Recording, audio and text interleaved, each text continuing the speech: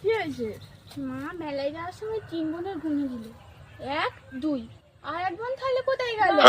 গুনি আর একবার, 1 2। বলেছিলাম ওর হাত ছাড়বি না, তুই ওর হাত ছেড়েছিস কি জন্যে? আমি এখন কোথায় যাবো?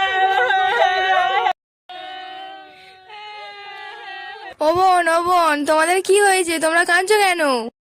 আর বলবেন না দিদি, আমার মা মেলায় যাওয়ার সময় 3 বোনকে গুনে দিয়েছিল, আসার বেলায় 1 2 আর এক বোনকে খুঁজে পাচ্ছি না।